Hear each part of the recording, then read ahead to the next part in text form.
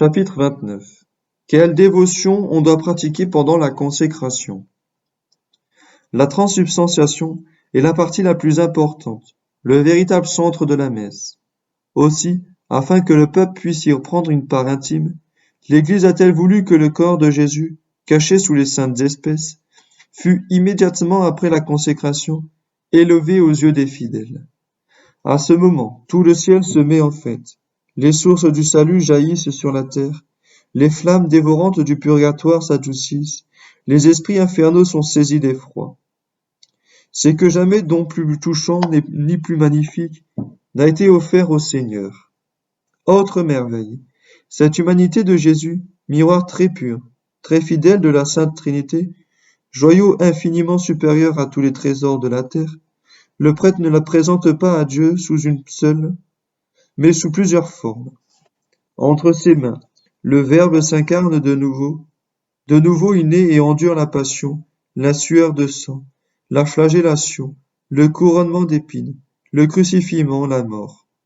De nouveau il s'interpose entre la sainteté divine et le monde coupable, entre le juste juge et le pauvre pécheur. Oh, que le cœur de Dieu le Père doit être ému de ce spectacle. Mais ce n'est pas seulement le prêtre qui place Jésus-Christ sous les yeux du Très-Haut. Nous lisons dans les révélations de sainte Gertrude que le Sauveur s'offre lui-même d'une manière qui dépasse toute intelligence. Comment traduire les sentiments de Dieu à la vue d'un tel sacrifice? Qui pourrait sonder ce mystère? Qui pourrait même se l'imaginer? Dieu reçoit comme un nouveau Fils, puisque la présence réelle de Jésus-Christ se renouvelle. Il se contemple comme dans un nouveau miroir. Aucune bouche mortelle ne saurait redire l'admirable colloque du Père et du Fils, ni les témoignages d'amour qu'ils se donnent réciproquement. Le Père répète sans doute les paroles qu'il prononçait jadis lors du baptême de Jésus. Citation. Tu es mon Fils bien-aimé en qui j'ai mis toutes mes complaisances. Fin de citation. Et le Fils répond, citation. Tu es mon Père, c'est de toi que je tire ma joie et mes délices. Fin de citation. Saint Bonaventure invite le prêtre et le peuple à dire alors à Dieu le Père, citation. Voyez, ô Père éternel, votre Fils unique, ce Fils que le monde entier ne peut contenir, devenu notre prisonnier.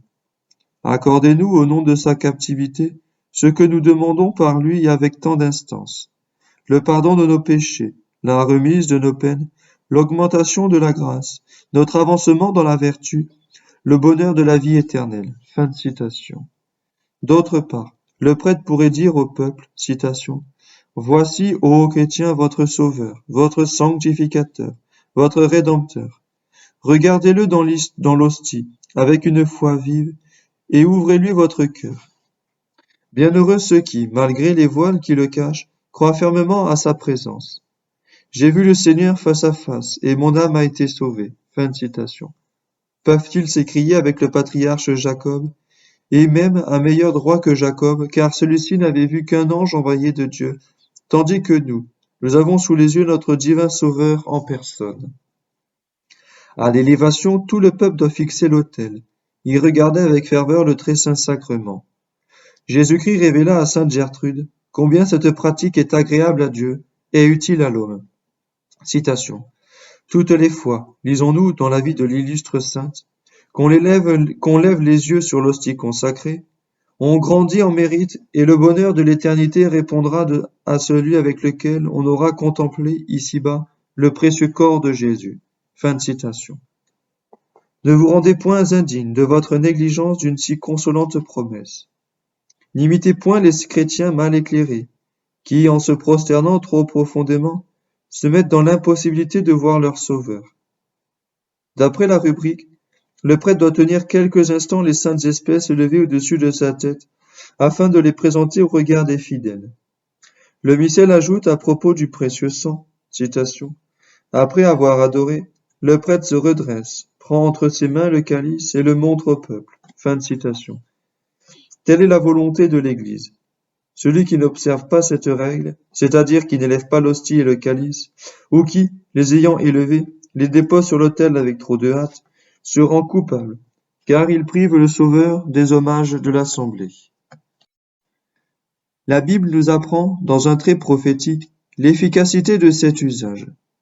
Comme les Israélites murmuraient, le Seigneur envoya contre eux des serpents aux morsures brûlantes, qui en blessèrent et en tuèrent un grand nombre. À la prière du peuple, Moïse invoqua le secours du ciel, et Dieu lui dit, citation, fais un serpent d'airain et expose-le comme un signe. Tout blessé qui le regardera vivra. Fin de citation. Conformément à cet ordre, un serpent d'airain fut élevé, et tous les malades qui le regardèrent furent guéris. Qu'il faille là voir un symbole du Christ immolé, nul n'en doute après les paroles de saint Jean, citation. Comme Moïse a élevé un serpent dans le désert, le Fils de l'homme doit être élevé sur la croix. Fin de citation. Si une simple image avait la vertu de préserver de la mort les Juifs atteints par les venimeux reptiles, combien plus efficacement la pieuse contemplation du Sauveur lui-même ne guérira-t-elle pas les âmes blessées par l'aiguillon empoisonné du péché? Après, ou plutôt pendant cette contemplation, faites des actes de foi sur la présence réelle de Jésus-Christ dans la Sainte Hostie, et offrez ce divin Sauveur à Dieu son Père pour votre salut. Vous vous ménagerez déjà par là une haute récompense, attendu qu'il y a eu un grand mérite à croire, ce que les yeux ne voient pas, ce que le goût ne perçoit pas, ce que l'intelligence ne saisit pas. Certes, la raison humaine laissée à elle seule ne saurait admettre que, par la vertu de 5 courtes paroles, le pain vulgaire devienne un dieu, et que le vin ordinaire soit changé au sang du Christ. Aussi les protestants et les infidèles nous traitent-ils d'insensés. Demeurons néanmoins fermes dans notre croyance, et supportons de bon cœur toutes les railleries pour l'amour de notre Seigneur. Citation. Bienheureux, nous dit Jésus, ceux qui ont cru sans voir. Fin de citation. C'est-à-dire bienheureux ceux qui, malgré toutes les apparences, croient fermement à ma présence dans le Saint-Sacrement. Je leur donnerai la vie éternelle. Le récit suivant, tiré de la vie de saint Hugues de Sainte-Victoire, confirme cette consolante doctrine. Hugues avait maintes fois sollicité avec ferveur la grâce de voir le Christ à la Sainte Messe. Un jour, l'enfant Jésus lui apparut, reposant sur le tabernacle.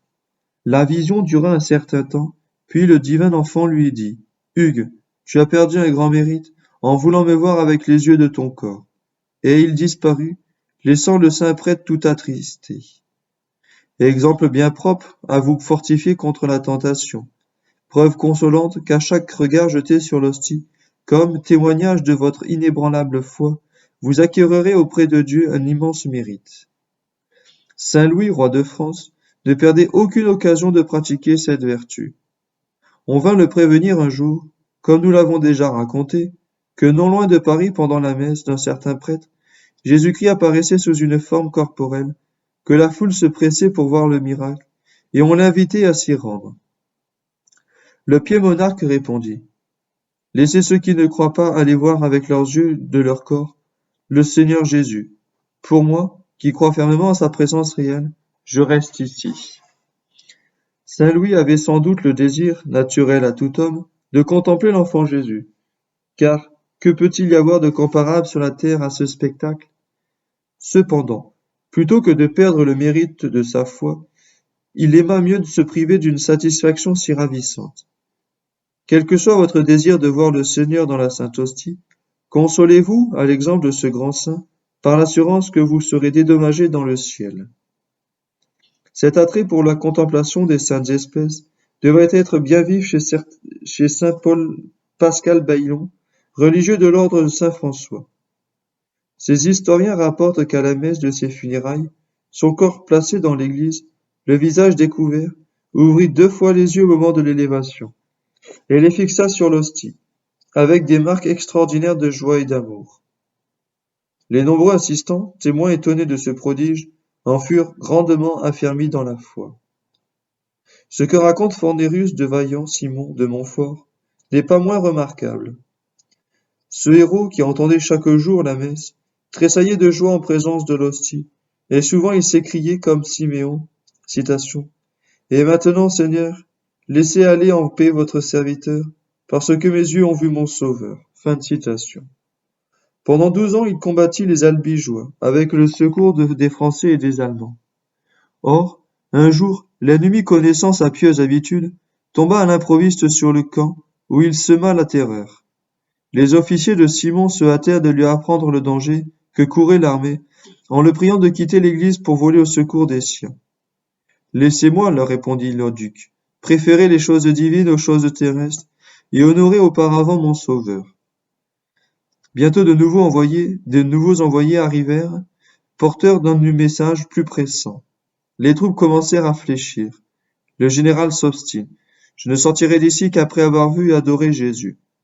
Puis, implorant le Christ, il le prie de sauver son peuple par la vertu de la Sainte Messe. À l'élévation, il répand son cœur devant lui, l'adore humblement et l'offre au Père céleste.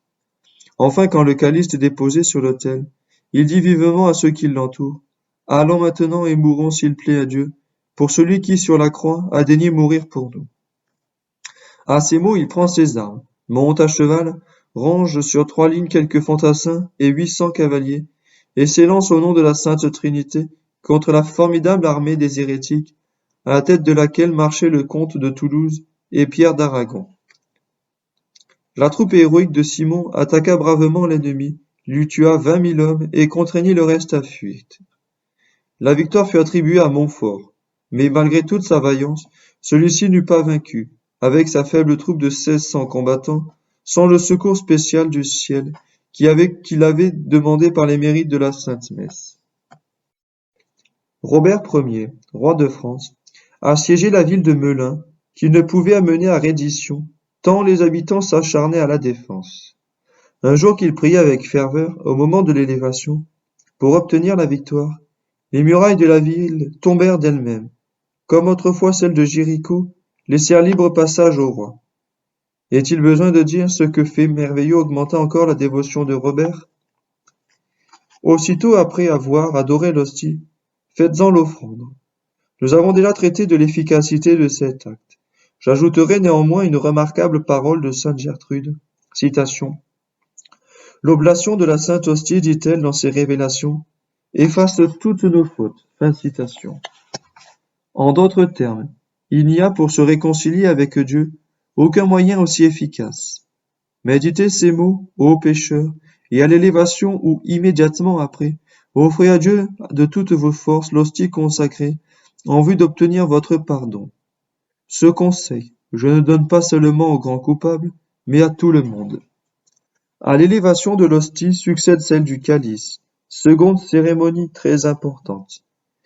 C'est alors en effet que le précieux sang de Jésus-Christ coule d'une manière mystique sur les assistants, comme il ressort des paroles de l'Évangile que l'apôtre saint Jacques a insérées dans son missel. Citation.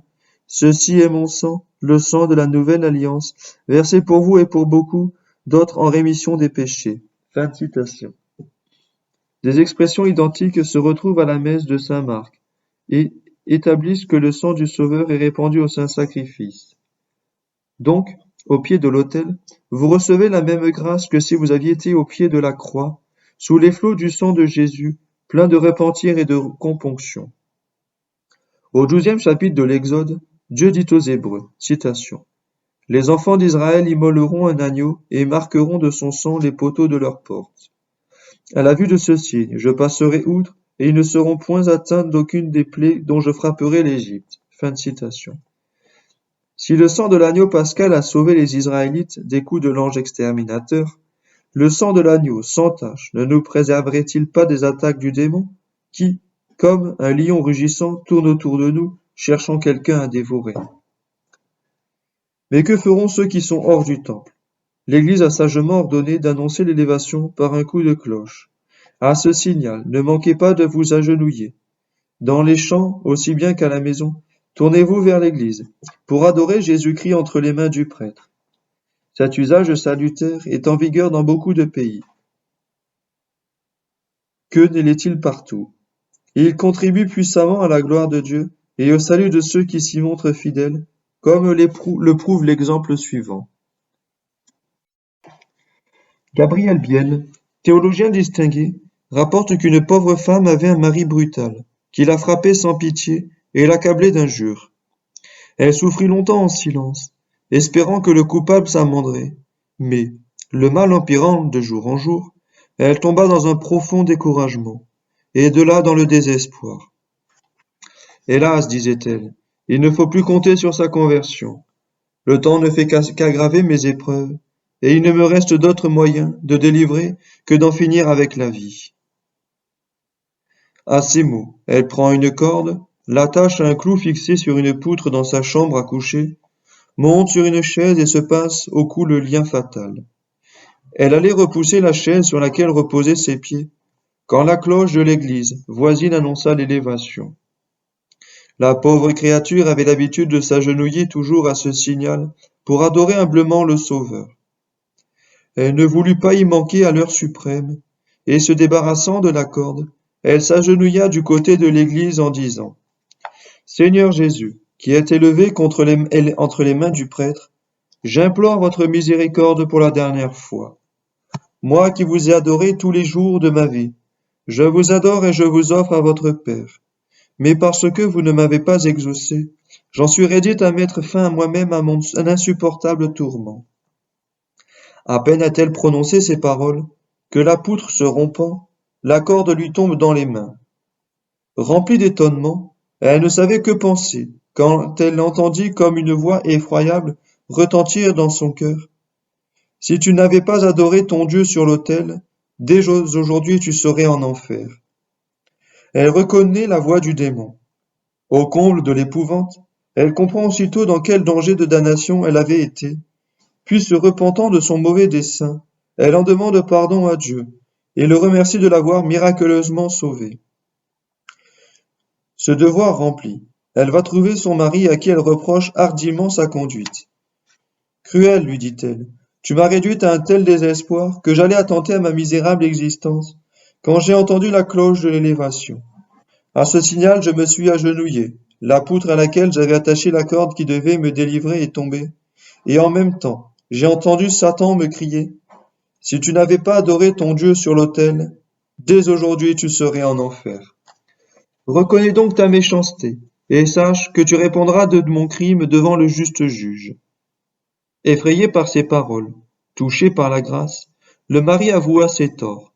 Il se corrigea, devint même très assidu à la sainte messe, et édifia le prochain par son exemple.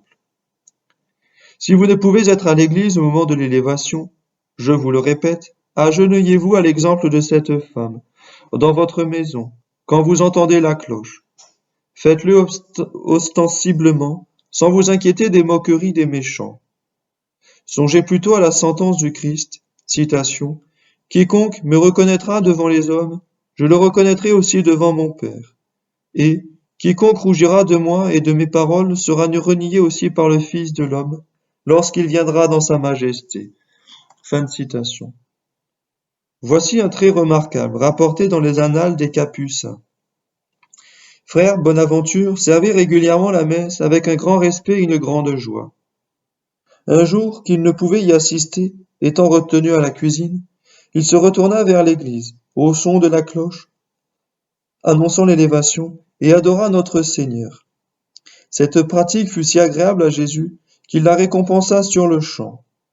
Il voulut que les murailles qui séparaient la cuisine du lieu saint s'écartant miraculeusement, le bon religieux aperçut l'autel. On se figure sans peine la ferveur avec laquelle il adora le corps et le sang de Jésus-Christ. Sa prière achevée, les murs se refermèrent si bien qu'aucune trace de leurs ouvertures ne demeura visible.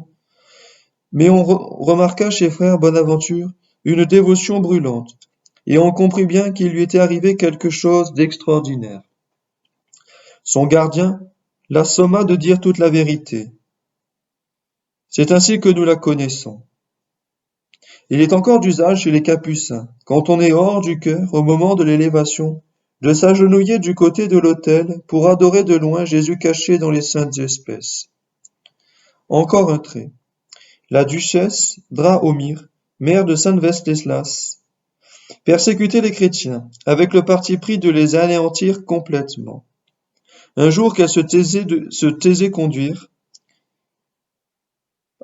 faisait conduire avec sa fille de Prague à Stroaz pour honorer le tombeau de ses ancêtres et exterminer les fidèles.